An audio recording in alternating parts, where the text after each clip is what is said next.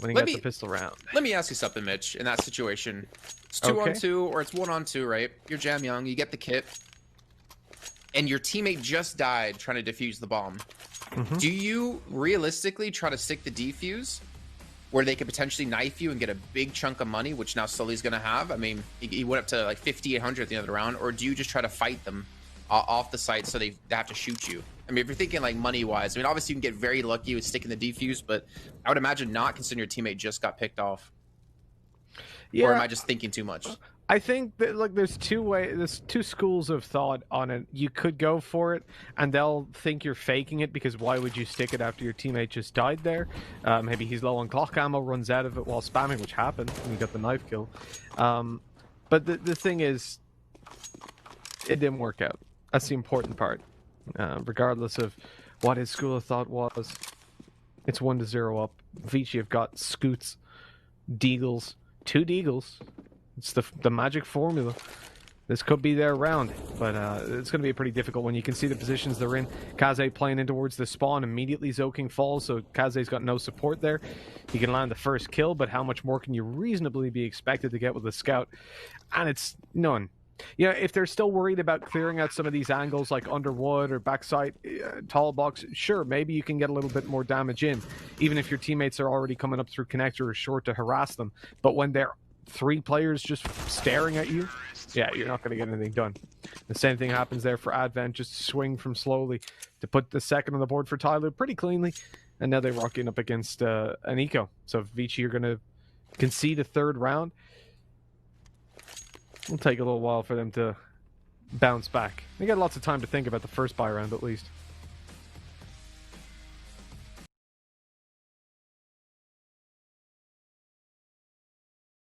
I think we can almost expect to see an op coming. Actually, I don't know. It depends on how Tyloo want to play. Like, they're going to have the money for an op going into Vici's like first real buy round. But it's whether or not they want to use that investment of that knife that we saw, or kind of just hold on to it later on. We do have a little bit of a DC coming through. A couple players, I guess, DC in here.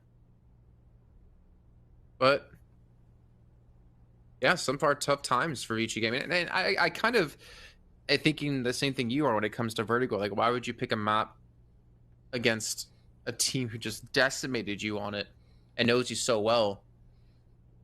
But I want to believe, like, okay, they must have something in store for them, right? They must have something prepared. Or maybe they just felt like they realized where their mistakes were the last time they did play, and it's just some simple things that they could fix, you know, kind of almost overnight, and they don't really need to grind out and really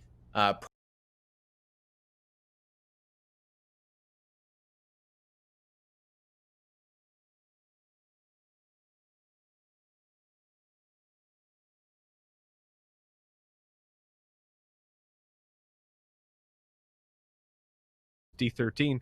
Maybe Advent was watching it, saw something he liked. I mean, that's the benefit of this tournament, right? It's not like everybody's playing best of 3s at the same time. Like when we're doing a lot of different tournaments and like one round will happen, so there's 4 games going on at once. Obviously, we won't go into the next game 30 minutes later and go, oh, well, maybe they saw the game that just happened. Like, no, they were playing their game. Of course they didn't see it. They haven't had time. They've probably been getting a drink of water, going to the toilet, and they're back playing. Whereas they've had a full day to sit down and watch this, watch it live, watch it back, figure out exactly what was going on. And maybe on the back of that,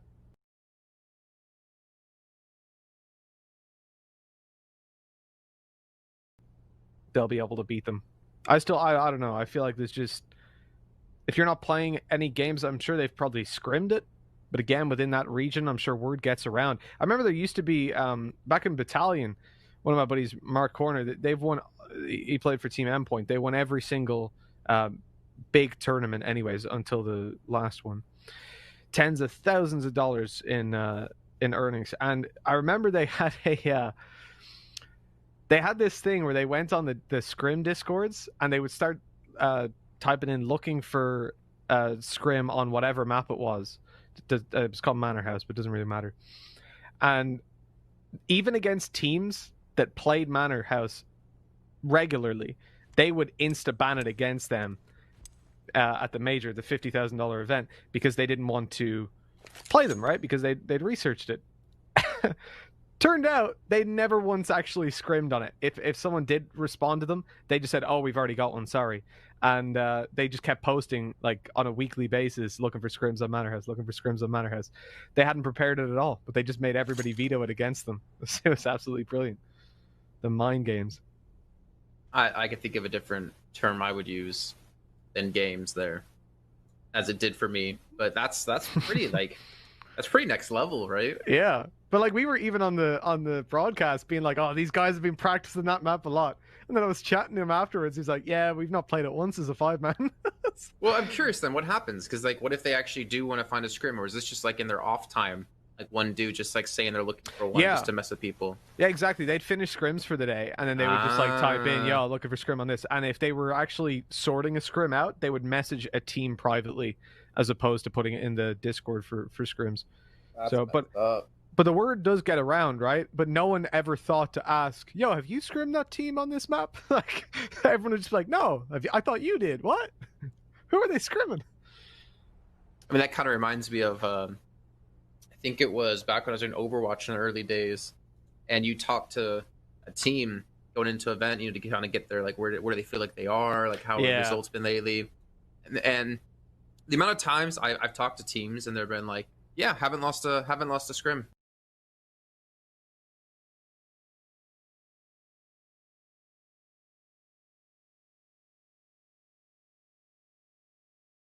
Even if they're not playing against each other, and they go on to just do absolutely nothing when it comes to tournament time. I think they're just I think as well, though, they'll want you to like go on the broadcast and be like, "Oh yeah, these guys haven't lost a single scrim," like it hype them up, But there's also, you don't want to share data. Like if they said, for example, they said to you, "Oh yeah, we've been, I don't know, playing Orisa in Overwatch. We didn't like that. Didn't go too well for us, or whatever." They gave away something, and if you bring that up on the broadcast, then the next team they're going to face is sat there. They'll be like, "Oh, they're not going to do this," or that they won't want to play this map or whatever. Yeah, so. I mean, I would have liked to think that I have a good relationship with the players and they wouldn't lie to me like that. Because you have to have, like, obviously as a commentator, if you're out there as a viewer, like you have to have that trust with the team. Because obviously you want to know some things ahead of time. Like if I mean, not like roster change or anything like that, but you want to like know like how their prep was coming to the event, like where they're feeling confident, not confident. Do they practice anything in particular? And in general, you have that like that understanding between each other that this is not something you don't tell other teams. This is not something you're necessarily going to bring up on the broadcast unless like that does get picked, right? Like unless a certain map gets picked or certain hero or whatever, or certain strategy. So you kind of have that as just in your wheelhouse of like, I can use this information when it comes up. And then we also get, players who like to mess with us and tell us false information. I remember in League of Legends, there was one between like Saint Vicious and I want to say like Jat or Kobe over in NALCS.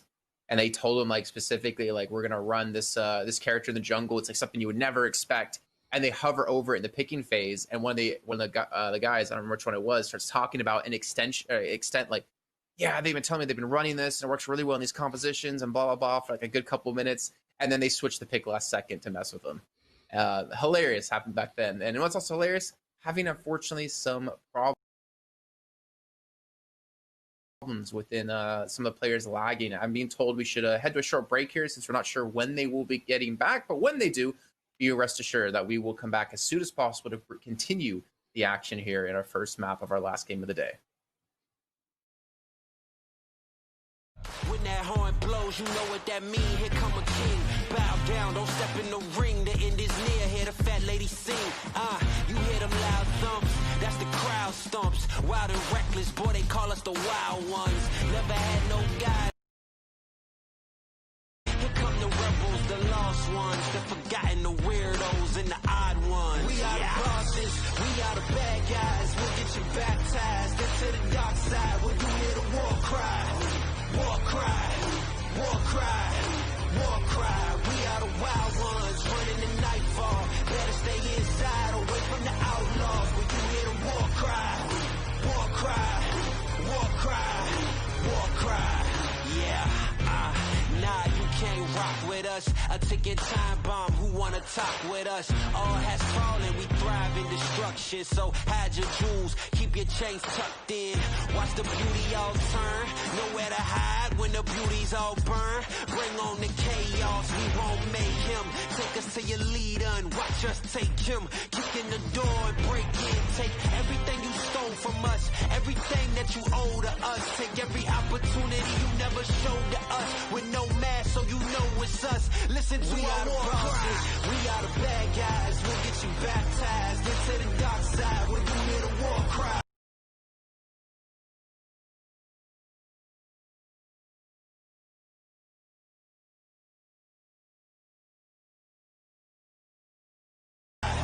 War cry, war cry, war cry. We are the wild.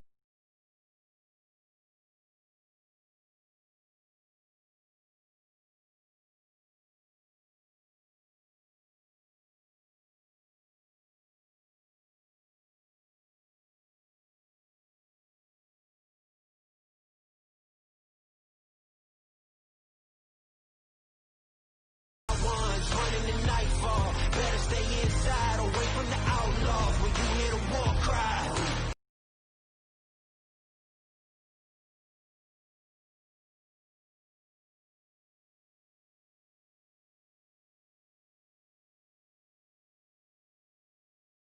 Sparking the flames up, you can go and blow. You can go and blame us. Here our war cry. We are the bad guys. We'll get you baptized into the dark side when you hear the war cry. War cry, war cry, war cry. We